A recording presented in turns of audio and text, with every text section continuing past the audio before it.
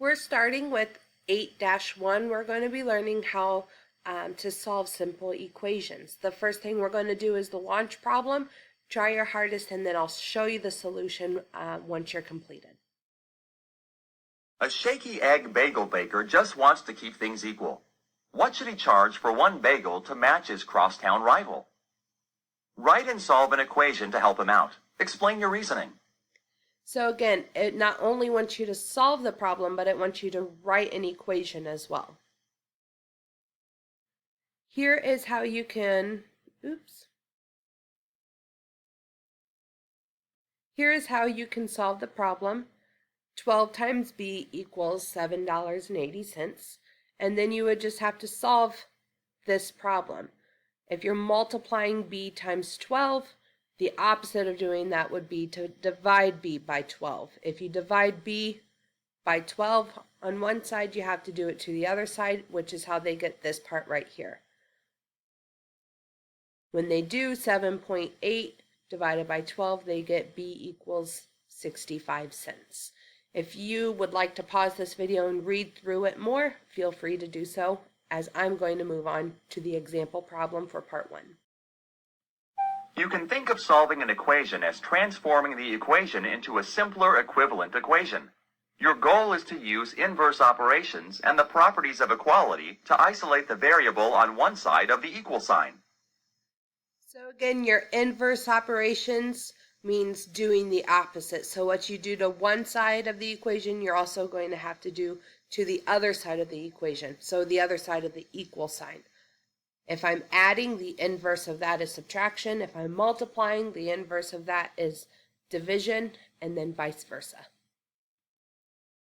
One property of equality that you can use to solve equations is the addition property of equality. This property states that if you add the same number to each side of an equation, the two sides remain equal. Here is an arithmetic example. 6 equals 3 times 2. If you add 5 to each side of the equation, the sides should remain equal. 6 plus 5 equals 11. 3 times 2 plus 5 also equals 11. Another way to state the addition property of equality is that if A equals B, then A plus C equals B plus C for all numbers A, B, C. So picture this like a scale. Balancing equations is what this turns out to be. And if I do something to one side of the scale, like I add more weight, in order to balance it out, I have to add more weight to the other side of the scale. If I subtract weight off of one side of the scale, I would have to subtract weight off of the other side of the scale just to keep them balanced. Another property of equality that you can use to solve equations is the subtraction property of equality. This property states that if you subtract the same number from each side of an equation, the two sides remain equal. For example, 9 equals 3 times 3. If you subtract 2 and 5/10 from each side of the equation, the two sides should remain equal. 9 minus 2 and 5/10 equals 6 and 5/10. 3 times 3 minus 2 and 5/10 also equals 6 and 5/10. Another way to state the subtraction property of equality is that if A equals B, then A minus C equals B minus C for all numbers A, B, and C. So here's our first example problem. We have the equation 3 plus x equals 11, and right here it's modeled on a scale. We want to keep our scale balanced, but we also want to find what x equals. So what I talked about before and what you learned in the key concept is if you subtract something or add something off of one side of our scale, you have to do that to the other side of our scale. So here I see an x and 3 ones, and my goal is to get an x by itself. So what I want to do is I want to take away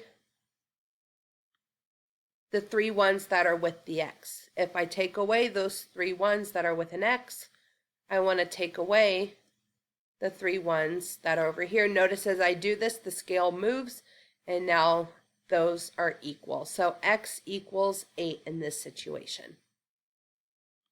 Here's the first got it problem. Solve the equation b minus 2 equals negative 10. The correct answer is B, -8. Here's how we get it. You can pause the video and read through this if you want, but I'll explain it quickly. If we have B -2, we want to get B by itself, so the inverse of subtracting 2 is adding 2. And if you do it to one side of the equation, you have to do it to the other side of the equation. So -2 plus, or -10 plus 2 is -8. B -2 plus 2 is just B, and then you can plug in the numbers and check your answer down here. Here's our second key concept. The multiplication property of equality states that if you multiply each side of an equation by the same number, the two sides remain equal. Here is an arithmetic example. The fraction 10/2 equals 5. If you multiply each side of the equation by 4, the two sides should remain equal. 10/2 times 4 equals 20. 5 times 4 also equals 20. Another way to state the multiplication property of equality is that if A equals B, then A times C equals B times C, for all numbers A, B, and C.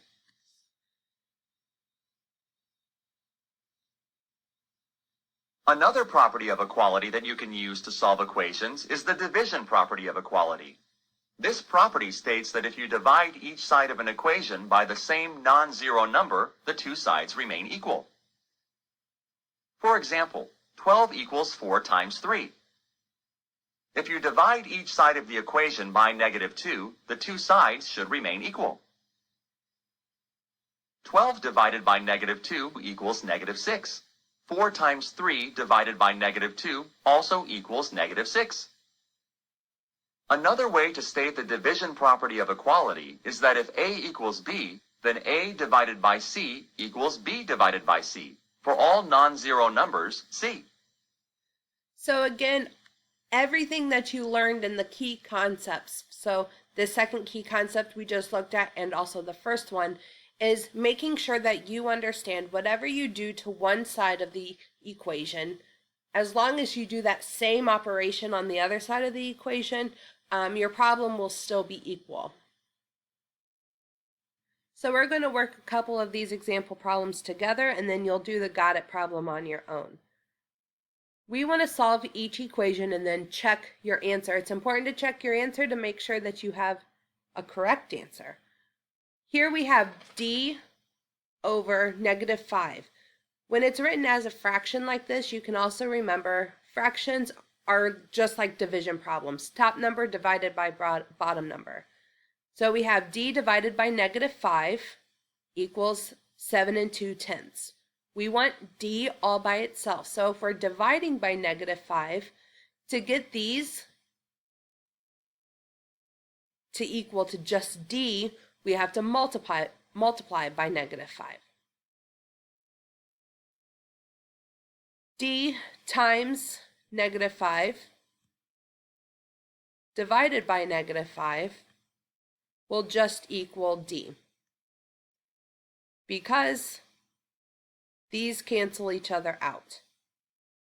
But this equals 7.2 times -5. Since those cancel each other out, we have D equals 7.2 times -5 is going to be -36.0. We want to check our answers, and so to do that, I'm going to take -36 divided by -5 equals 7.2. If I did -36 divided by 5, I can solve it. I'll solve it over here so I have enough space. -36 divided by 5. 5 can go, -5 can go into -36 7 times. And that's 35. I have 1 left over. I add my decimal point and a 0. Bring that 0 down. -5 can go into negative 10 2 times, and that equals negative 10. Negative 10 minus negative 10 is 0. My decimal point goes straight up and my answer is 7.2, so this checks.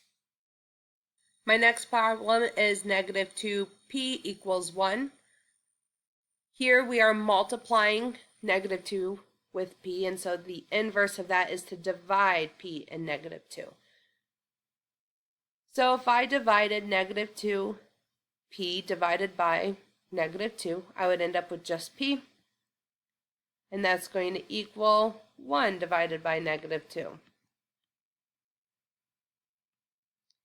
If I solved 1 divided by negative 2, I would have to add a decimal point and a 0. Negative 2 can go into 10, negative 5 times. My decimal point will go straight up. This equals 10. I'm left with 0. So my answer is p equals negative 0.5. I want to make sure I'm checking my answer.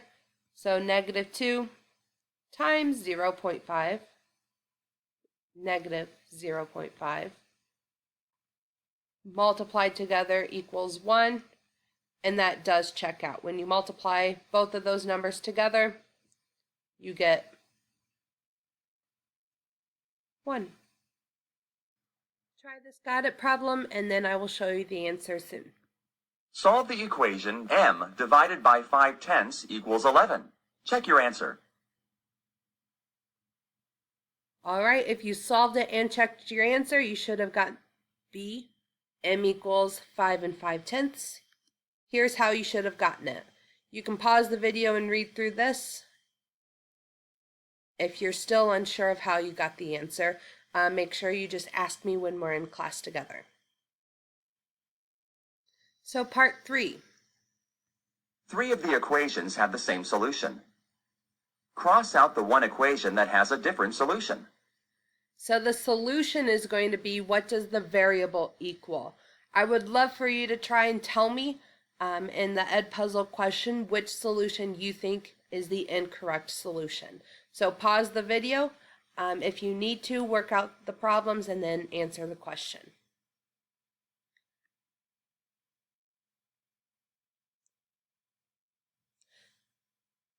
Here are the solutions for these problems. You can pause the video and check your work if you wrote it out. The fourth equation was the one that was different. It's the only equation with a solution of n equals negative 5. All of the other ones, n equaled positive 5. We're doing the same thing for this part as well. 3 of these equations are going to have the same solution, so W equals the same number, and one of them is different. I want you to write in your answer on Edpuzzle which equation you think is the equation with a different solution. Here are the solutions. You can pause them and read through them so you get a better understanding of how we got the answer. If you looked closely at them, you would notice that the third equation was the only one that was different. It had an answer of negative 25 hundredths, or negative 1/4 if you wrote it as a fraction. And all of the other ones were either positive 1/4 or positive 25 hundredths, which hopefully you know equal the same amount. Here's the last got it problem of this topic lesson. Which equation or equations have the same solution as 2 5/10 times a equals 30? The correct answer is C. Both 1 and 2 have the same solution as 2 5/10 a equals 30. Here is how we get the answer. If you would like to pause the video and read through it if you don't have time, as this video is playing, feel free to do so. Alright, that's all I got for this lesson. Make sure you come to class with any questions that you might have.